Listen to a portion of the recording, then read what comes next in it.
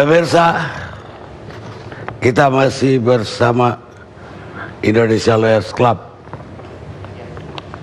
Saya kira kita perlu apresiasi juga dengan Pemda yang mau, dalam hal ini Wakil Gubernur, yang mau bertahan seperti tadi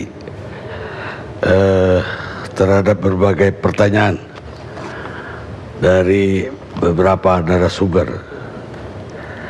Sudah lama rasanya tidak ada Pemda diwakili di ruangan ini. Sekarang saya mau ke Guntur Romli. Sebentar, saya mau menanggapi itu bisa? Oh, sebentar iya. saja. Baik, gini Pak Karni, tadi yang disampaikan oleh Pak Agung, persoalannya ini kan persoalan fungsional, kan gitu yang mau diharapkan tadi kan, fungsional orang-orangnya, kan gitu, ya. Jadi kalau memang ini untuk mengawasi, mempercepat, kenapa yang dari wilayah ditarik ke provinsi?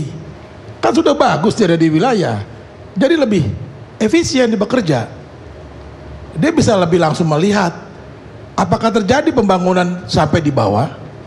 Ini kan jadi logikanya lompat lagi, terbalik lagi gitu loh. Itu satu. Kedua, tekanan saya adalah pada fungsi tadi, fungsional penggunaannya. Ya, kita sudah punya banyak di DKI ini, dewan segala macam itu. Pakai itu gitu loh. Deputi gubernur ada. Pakai itu. Kalau enggak ya ganti saja kan gitu kan. Kalau Pak Agung tadi bilang nyari orang yang cocok, yang loyal, cari, masukin di dewan itu gitu loh. Tidak perlu bikin badan baru gitu loh. Yang ini jadi pertanyaan, apa maksudnya gitu kan? Semua ada mekanisme, karena semua itu menggunakan apa yang diberikan oleh warga Jakarta, anggarannya. Jadi kalau memang orang dekatnya Pak gubernur dengan wakil gubernur harus masuk membantu dia, ya suruh masuk ke dewan. Baik. Dewan-dewan tadi. Terima kasih. Mau jawab? Jadi gini, Bang Tigor ya, TWUPP kenapa kok ditarik ke TGUPP? Itu tadi, jadi kita menginginkan adanya koordinasi yang ketat ya dengan anggota TGUPP. Tapi nanti kerjanya juga akan ke bawah. Itu tidak harus face to face seperti Ya, ini. dengar dulu. Jadi gini, seperti dijelaskan oleh Mas Anies sendiri ya, Gubernur, kenapa itu terjadi? Jadi agar ada koordinasi yang kuat antara gubernur dengan tim gubernur, dan itu langsung kemudian bisa turun ke kelurahan, turun ke kecamatan, turun ke wali kota. Jadi bukan kemudian ditarik itu kerjanya tidak di wali kota lagi, tidak, tapi justru nanti, jadi gini, nanti akan ada ruangan ya, itu yang kemudian satu ruangan itu kumpul semuanya TGUPP, tidak ada sekat-sekatnya di situ, sehingga koordinasi antara gubernur dengan TGUPP itu langsung, ya, langsung di koordinir, langsung kemudian dimonitor kerjanya oleh gubernur. Itu yang pertama. Kemudian yang kedua, fungsional dan juga kemudian dia memfungsikan dewan-dewan. Ya, ini dewan-dewan belum tentu kemudian memahami visi dan misi dari gubernur sekarang. Jadi yang diinginkan adalah bagaimana program-program prioritas, program-program yang kemudian keluar dari visi Anies Sandi itu langsung kemudian bisa dikawal oleh orang-orang yang masuk dalam TGUPP. Belum tentu yang dari dewan, meskipun dia pakar. Ya, meskipun dia jadi yang tadi saya sebutkan ada 3 hal. Ya, yang pertama integritas, yang kedua adalah profesionalitas, yang ketiga adalah loyalitas. Saya kira cukup. Ya, Pak Agung Baik, cocok makasih. jadi anggota TGUPP saya pikir. Saya pikir Pak Agung cukup loyal dengan Pak Anies, cocok juga masuk. Mungkin mau jadi anggota TGUPP juga. Oh, enggak gitu juga, Mas. Jangan pernah mengukur diri kita bahwa kita lah yang paling paham apa visi misi gubernur itu, ya. Jangan-jangan kita juga masuk ke dalam grup rombongan salah paham nantinya sebetulnya, Pak. Baik. Ya, jadi saya kira itu. Dan sekali lagi, ukuran daripada profesionalisme itu adalah salary yang dia terima. Apa Bapak seorang pakar mau digaji cuma 24 juta itu? Pakar apa itu? Saya kasih tahu saya dulu. Apa nggak ada hal-hal yang lain di balik itu? Pakar sekurang-kurangnya pakar gajinya 50 juta, tapi ini ada yang mau terima 24 juta. Coba ini pakar apa ini? Kasih tahu saya ini pakar apa gitu. Ya tapi nggak harus begitu juga. Komisi-komisi negara itu 12 juta Pak. Komisi kepolisian, Standar di DKI Jakarta. kejaksaan. Begini Bang Karni, kenapa saya katakan begitu? Ini bukan merendahkan atau apa. Ketika kami harus membuat satu naskah akademik saja yang waktunya 1 bulan dibayarnya 50 juta itu Pak Karni. Iya itu tarifnya Pak Bestari. Oh tidak, tarif negara, bukan tarif saya. Jadi kalau kemudian di sini adalah pakar, Nggak, saya kemudian 2 dengan periode minimum jadi- salary, ini pakar apa gitu? Saya jadi Untuk 2 gaji, periode jadi Komisi Nasional Apa sisanya adalah ibadah? Kepolisian. Enggak, untuk Ibadah, hal perkawanan, masalah dan bayaran. sebagainya, atau apa untuk ini? hal bayaran ini sudah diatur sebelumnya. Baik. Jadi tidak Baik. kemudian Aturannya bisa sudah jelas Udah, Pak, udah, 24 juta. 14. Itu Pak Sarip yang ketok Pak anggarannya Pak. Iya, jadi 14B kalau saya nggak meragukan salah tuh kepakaran kriterianya. yang akan di apa namanya diletakkan di TGUPP gitu. Baik, saya memahami akhirnya dalam negosiasi saya tidak akan bisa mengubah pikiran orang sebelum saya bisa mengubah diri sendiri. Nelson Mandela, sekarang Guntur Romli.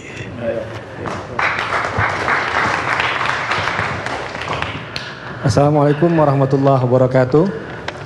Alhamdulillah, salatu wassalamu ala rasulillah wa ala alihi wa ashabihi wa mawala. Soal anggaran Bang Karni, pertama terima kasih sudah diundang oleh Bang Karni. Sebenarnya malam ini saya harus ngisi maulid di Situbondo, cuma karena Bang Karni ini yang ngundang, saya bilang ya sudah kita undur besok sajalah. Saya bilang. Dan Terima saya- kasih, ya. terima kasih. Bang Karni bicara soal anggaran, kita kan bicara soal uang rakyat. Uang kita, uang saya, uang warga Jakarta. Jadi ini bukan bicara soal Ahok Jarot, soal Anies Sandi lagi, tapi ini bagaimana uang rakyat yang menjadi amanah bisa dikelola untuk kepentingan rakyat sebesar-besarnya.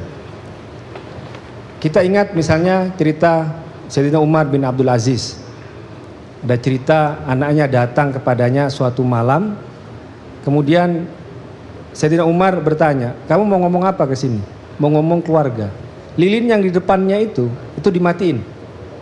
Anaknya nanya, kenapa abah kok dimatiin? Katanya. Kan kamu mau ngomong tentang keluarga. Lilin ini dibeli oleh duit rakyat. Makanya saya matikan. Jadi ini saking waraknya, saking hati-hatinya Sayyidina Umar, itu menjaga harta rakyat. Sampai dia benar-benar ingin membedakan. Ini hanya sekelas lilin atau damar kambang lah istilahnya itu ya. Kalau kalau zaman dulu kan nggak lilin tapi damar kambang ya Bang Karni ya. Nah tadi Bung Rai juga bicara soal menagih wakil gubernur Bang Sandi yang sayang sekali tidak bisa sampai terakhir. Padahal saya ingin sekali bicara ke beliau soal keberpihakan.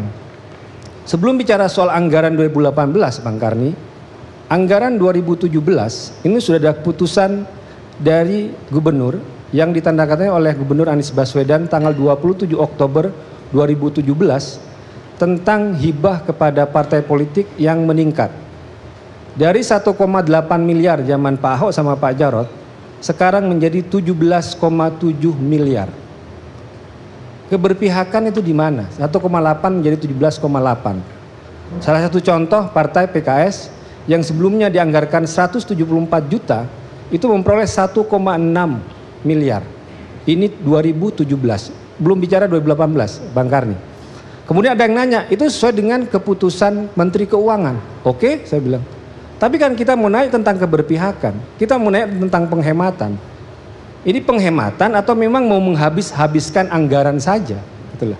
Nah ini pertanyaan yang pertama. Kemudian tadi kita bicara soal pemborosan, Bang Karni. TGUPP. Saya bandingkan di harian Kompas tanggal 22 November. Ini saya baca data agar tidak salah.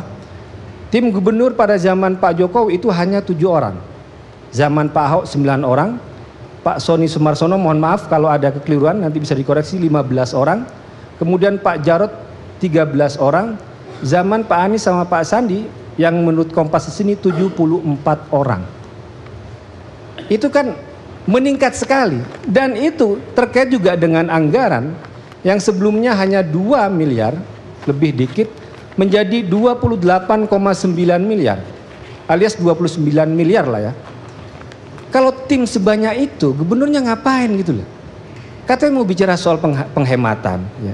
Ini lagi-lagi kita bicara soal tagihan. Ya tadi kan ada penjelasannya bahwa itu tim-tim yang di kota Jakarta Pusat, Jakarta Timur disatukan di. Itu pertanyaan besarnya, apakah itu dari dalam atau dari luar? Ini kan kita lihat misalnya yang dari Pak Anies saya baca itu juga termasuk staf. Kita ingat zamannya Pak Ahok. Ada staf Pak Ahok yang dibayarkan berasal dari uang operasional 2M setiap bulan. Jadi kan setiap bulan gubernur dan wakil gubernur itu kan dapat 4 miliar sekian. 2 miliar untuk gubernur, 1 miliar untuk wakil gubernur, sisanya dia disimpan. Nah zaman itu Pak Ahok membayar staf-stafnya itu menggunakan uang operasional. Lah ini sudah nambah 8,9 miliar. Kemudian juga uang operasional juga utuh. Ini penghematannya di mana? Kemudian saking banyaknya orang ini di mana? Nah, pertanyaannya juga apakah ini tidak akan menjadi ada eksekutif dalam eksekutif? Ada menyaingi SKPD dan sebagainya. Ini pertanyaan. Kemudian kita bicara kenapa sih kok Defenses kok ngotot? Tadi ketua DPRD bilang udah nggak butuh tuh uang anggaran untuk kolam, hapus. Keren, Bang Pras. Pertanyaannya, gubernur dan wakil gubernurnya di mana kok ngotot banget ketika dikritik dan sebagainya, tidak mau mendengar, apalagi mau mengubah. Ya, sementara DPRD tadi bilang ada anggaran kunker udah dikurangi, kolam juga dihapus gitu. Nah ini yang menjadi problem. Kemudian juga ini ada berita di Tribun News. Anies minta keramik kamar mandi di rumah dinas gubernur diganti karena warnanya biru dan hijau. Rabu 22 November 2017. Selera. Bukan karena rusak, minta diganti. Lagi-lagi di mana penghematannya? Kamar mandi nggak ada yang tahu, Bang Karni. Kalau nggak masuk nggak ada yang tahu. Kan kalau yang nggak selera, ya. Kalau nggak rusak, kenapa diganti? Itu lagi-lagi bicara soal di mana itu penghematannya. Kemudian ini temuan dari ICW. Ya, saya baca di akun anti korupsi ya hari Selasa kemarin bahwa ada dalam anggaran di Dinas Pariwisata pembelian rumah di MT Haryono 8,2 M, tapi ditulis itu hanya pembelian AC 2 split inverter. Ini apa salah atau apa gitu loh. Nah ini kan belum ada klarifikasi gitu loh. Nah nanti saya nggak tahu siapa yang bisa menjawab, tapi intinya adalah ini problem-problem yang berdasarkan data yang tersebar dan terbaca oleh publik, baik itu di media online ataupun di media sosial. Kemudian soal dana PAUD ya, yang juga ramai di media sosial, Bang Karni. Berita di Tribun News, Kamis 16 November 2017, Anies tunjuk istrinya jadi Bunda PAUD DKI. Tempo 27 November 2017, istri jadi Bunda PAUD, Anies kasih hibah 63 miliar. Pertanyaannya bukan siapa Bunda PAUD-nya, tapi kenapa ada hibah dalam bentuk hibah untuk PAUD 63 miliar? Kenapa hibah? Kenapa bukan anggaran di bawah Dinas Pendidikan? Kemudian dikatakan bahwa ini adalah yang pertama katanya untuk PAUD. Saya mau kutip ucapan dari Kepala Dinas Pendidikan DKI Jakarta Sopan Adrianto. Ya. Ini di Kompas tanggal 13 September 2017 bahwa DKI mendapatkan dana alokasi khusus PAUD 80 M dari pusat 2017. Yang terserap itu baru 50 miliar. Ya. 30 miliarnya tidak terserap. Jadi 2017 itu sudah ada 80 M dari pusat anggaran alokasi dana untuk PAUD. 2018 Simpang Siur, Koran Tempo menulis hari Senin tanggal 27 November. Jumlahnya berapa? 63 miliar, 86,3 miliar atau 40 miliar yang dihibahkan ke Himpaudi yang ternyata kantornya terpergok, terciduk, ternyata tidak jelas, tidak ada pelang dan sebagainya. Dan masa uang sebesar 40 miliar akan dikelola oleh organisasi yang ngurus kantornya saja nggak bisa gitu. Ya. Apalagi dia bilang ada 6.000 PAUD. Nah 2018 ya, dengan angka apakah 63 atau 103 miliar untuk PAUD ya, saya mau klarifikasi. Tetapi akan ada, ini lagi-lagi dari Bapak Sopan ya, Pak Sopan Kepala Dinas Pendidikan di DKI, bahwa akan ada dana bantuan operasional pemerintah untuk PAUD 2018 94 miliar. Naik dari tahun sebelumnya 80 miliar menjadi 94 miliar. Kok ada dua ganda Bang Karni? Ya kan? Kok ada dana dari pusat untuk PAUD 94 miliar, kemudian ada anggaran 63 atau berapa 100 miliar gitu, dari DKI. Nah, dan ini resmi di bawah Dinas Pendidikan, kemudian yang di DKI ini di bawah hibah, di dalam bentuk hibah. Ini kenapa hibah? Yang kita tahu ya hibah itu sangat soal auditnya sangat longgar dan sebagainya. Yang kita tahu itu. Nah, kemudian juga Bang Karni soal jumlah PAUD itu sendiri ya. Jumlah PAUD dalam anggaran yang dimasukkan oleh Himpau di Himpunan Pengajar untuk anak usia dini, itu honor itu akan diberikan kepada 6.700 PAUD. Ya Bang Karni ya, 6.700 PAUD itu ada dalam anggaran. Kemudian di data Dinas Pendidikan DKI ya, itu berdasarkan referensi dari Kemendikbud di pusat, itu hanya ada 5.547 PAUD di Jakarta. Kemudian yang memenuhi persyaratan itu hanya dan yang belum memenuhi persyaratan itu ada 2.500. Jadi cuma 3.000 yang dikatakan bisa memenuhi syarat. Nah, ini kok sudah ada 6.700 PAUD. Itu data dari mana? Saya setuju dengan Pak Anies bahwa kita peduli kepada pendidikan anak usia dini, saya setuju ya. Cuma jangan didramatisir bahwa pemerintah pusat tidak peduli pada pendidikan PAUD. Buktinya ada 80M 2017. Cuma niat yang baik itu tidak cukup Bang Karni. Niat yang baik harus berdasarkan penganggaran yang baik dan nanti eksekusi yang baik pula. Jangan sampai kita terjadi mengulangi percetakan Al-Quran Bang Karni. Kitab suci Al-Quran niatnya baik, ternyata dikorupsi. Ya sudah ada vonis. Jadi jangan sampai ada atas nama pendidikan anak usia dini dari penganggaran, dari kantornya nggak jelas ya. Kemudian yang saya lihat semangatnya pemerintah Pak Anies sama Pak Sandi ini kan mau menghabiskan anggaran untuk mengejar penyerapan anggaran yang full gitu loh. Nah, ini yang saya temukan berdasarkan data-data yang ada di media sosial, kemudian juga media yang sampai sekarang itu belum terklarifikasi. Itu saja, terima kasih. Baik, terima kasih Bang mungkin dari DKI ada jawaban Pak. Saya bisa klarifikasi. Boleh. Boleh ya.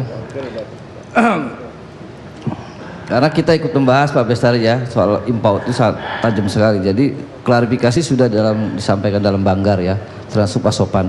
Jadi tapi mudah-mudahan apa yang disampaikan, saya berdoa sekali malam ini ya. Mudah-mudahan apa yang disampaikan oleh Bung Rai, kritiknya terakhir dari Mas Guntur ya, tidak, mudah-mudahan berdoa saja. Saya berdoa sekali tidak salah baca. Saya sering bercanda tidak kelilipan matanya lah ya. Nah, saya ingin mengatakan tentang misalnya Himpaud ya. Soal Himpaud alamat sudah diklarifikasi sudah diklarifikasi, itu pinjam ya, pinjam kantor. Ketika ditanya di Bapeda apakah boleh, Bapeda jawab boleh pinjam kantor. Clear. Jadi alamat itu memang tidak tercantum sebagai Himpaud. Bung Syarif, mestinya proposal itu menyertakan nanti dulu. bukti dari peminjaman itu. Nanti dulu. Ada historinya Bung Rai. Jadi sebelum dianggarkan itu, Himpaud ini sudah mendapat dari kementerian. Yang tadi disebut oleh Mas Guntur, DAU, Dano Alokasi Khusus. Nah, ada perbedaannya ketika yang dibantu dari Pemda dan yang dari kementerian. Kalau yang dari kementerian itu adalah operasional dan sapras ya.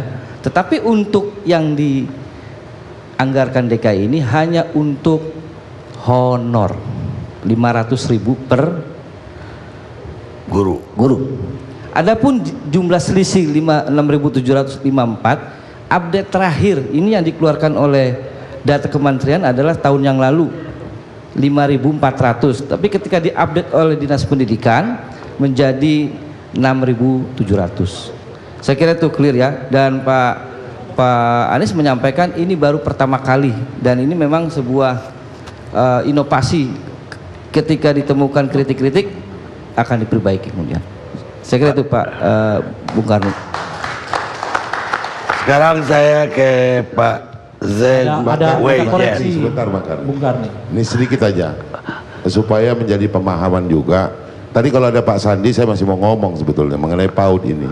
Gagalnya dieksekusi secara 100% dana hibah yang dari pemerintah pusat itu kan karena keribetan daripada administrasi.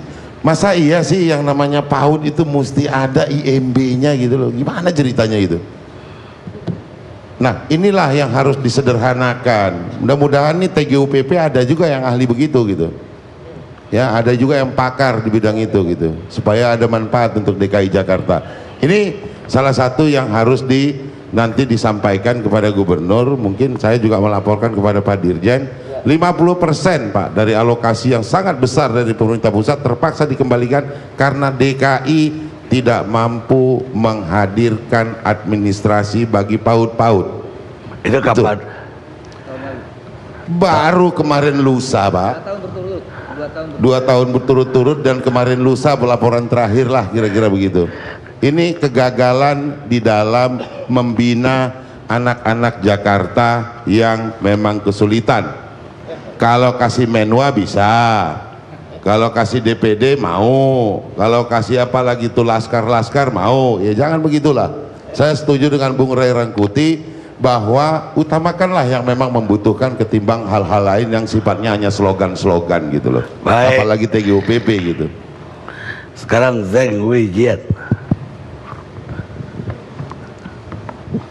Iya Bang, apa nih Bang? Ya, apa komentarnya terhadap kritik-kritik terhadap APBD ini? Kalau temanya hari ini kalau nggak salah itu serangan pertama untuk Anies Sandi. Bang, ya. Sebelumnya saya mencatat sekitar 17 serangan terhadap Anies Sandi. Belum 24 jam itu sudah diserang begitu pidato. Tapi begitu dengar teman-teman di sini makin tambah tuh poin-poin serangan itu. Menurut saya ini bukan yang pertama, ini entah yang ke-23 atau 25 ini menurut saya. Jadi tambah lagi ada masalah motor 1000 cc, terus Bang Ray juga bagus tadi, Mas Guntur Romli. Tapi seru, ini bukan hal baru, ini penting. Kalau dulu kita kalau tadi Pak Pri menyebut ada semacam divided nation, tapi saya nggak lihat gitu loh di sini. Ini kawan-kawan saya semua, Bang Ray senior saya, Mas Guntur Romli kenal lama, Mas Bang Barus juga kita hormat, dan semuanya kritis terhadap Bang Anies atau Bang Sandi, which is kita butuh itu gitu loh.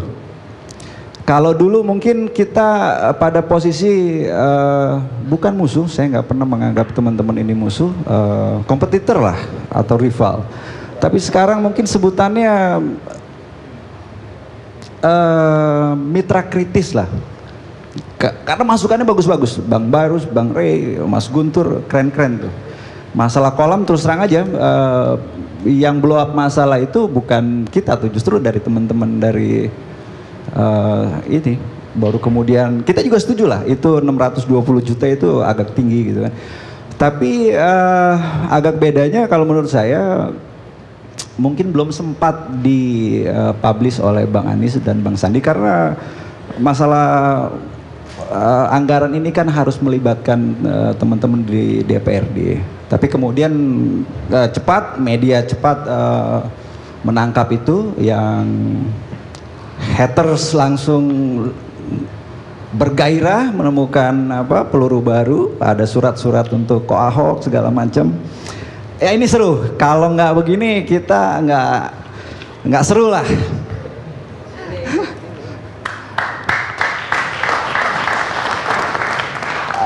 Dan fenomena ini saya kira bukan di kita aja, di Amerika itu menurut saya lebih parah sekali. Malam pertama setelah Hillary dinyatakan kalah itu banyak yang mau bunuh diri massal, terus mau pindah negara.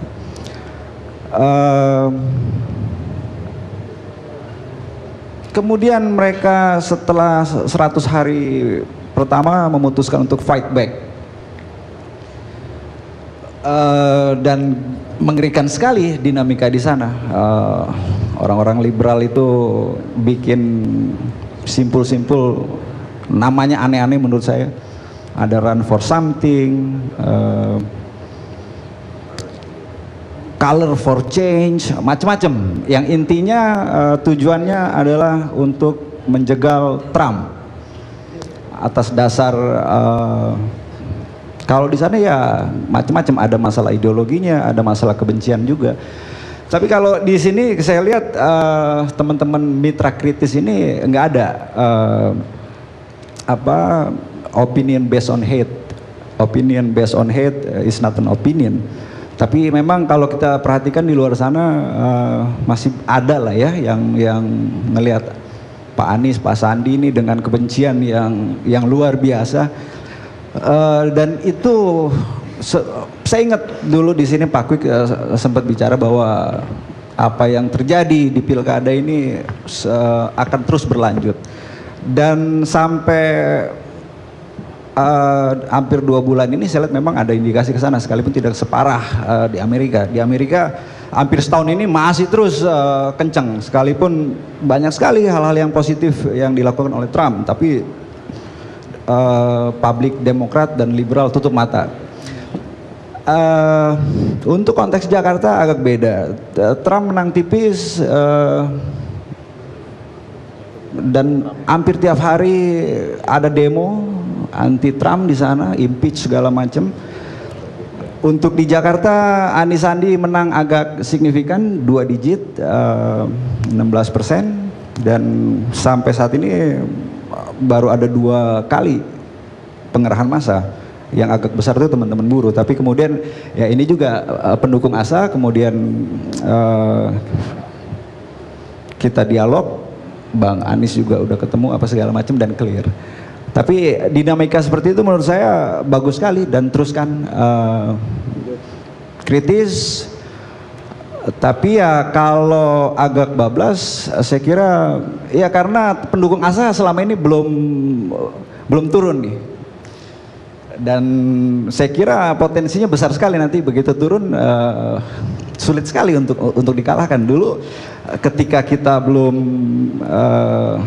berkuasa, atau hanya modal iman, hanya modal ini, kita bisa menumbangkan rejim yang ditopang oleh kekuatan uang yang sedemikian besar, gitu kan. Apalagi sekarang ketika Bang Anies Sandi sudah ini ya, iya nggak juga, jelas Bang Anies sama Bang Sandi keberpihakan yang jelas, dan sangat hemat ya.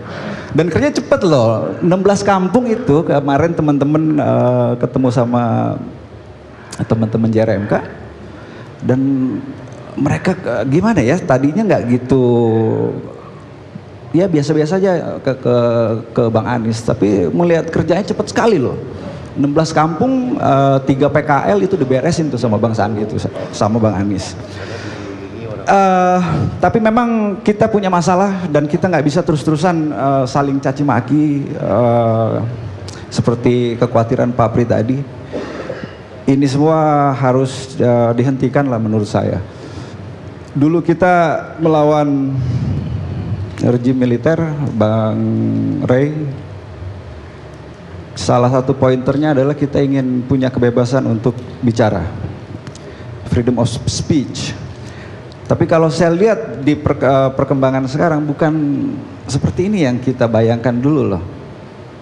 Dulu waktu kita di kubu Gus Dur, kita berhadapan dengan Pak Amin Rais, sekalipun berseberangan nggak pernah tuh kita punya pikiran untuk menghina Pak Amin Rais sebagai orang tua yang pikun, menghina Pak Kwik orang pikun, kita nggak berani tuh, walaupun kita berseberangan. Mbak Ratna Sarumpait misalnya, dari tahun 93 itu dia udah turun loh membantu Marsina, mulai beraktivitas.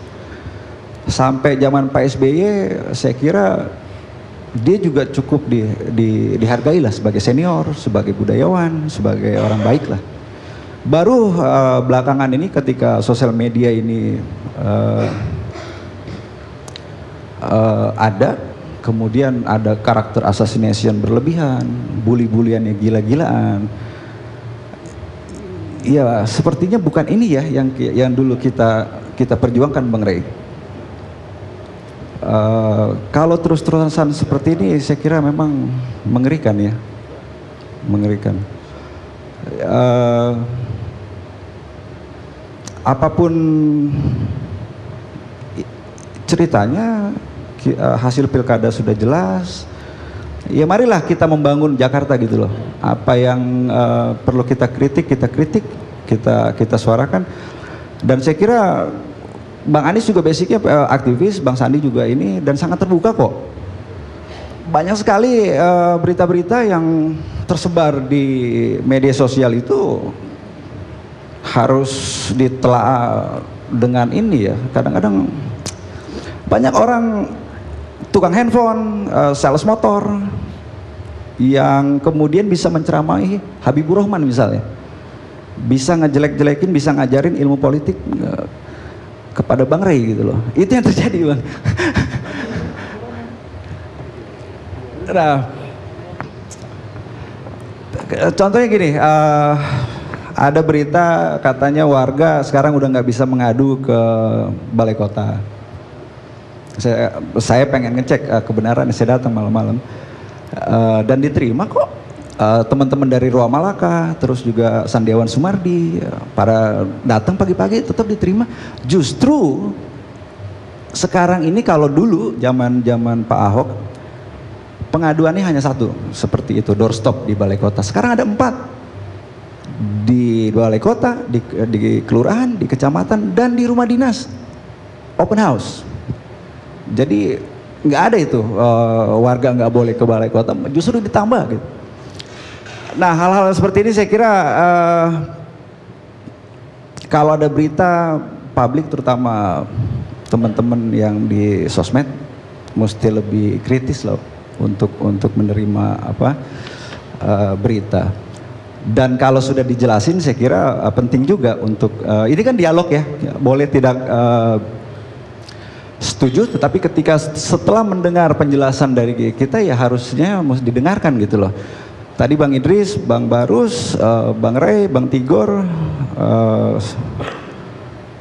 bicara mengenai tim gubernur sudah dijelaskan gitu kan oleh Pak Agung. Tapi itu juga masih dibahas lagi oleh Mas Guntur Romli. Artinya ya namanya berdemokrasi atau ini kita harus mendengar dong. Kritikan tadi bagus semua tentang personil 73 orang, budgeting segala macam. Tapi kan kemudian dijelaskan oleh Pak Agung bahwa ada 3 tim yang kemudian dijadikan satu, sehingga seakan-akan ada penambahan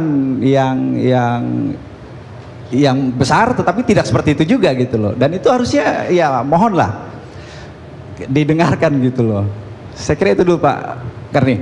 Baik, kita rehat dulu pemirsa.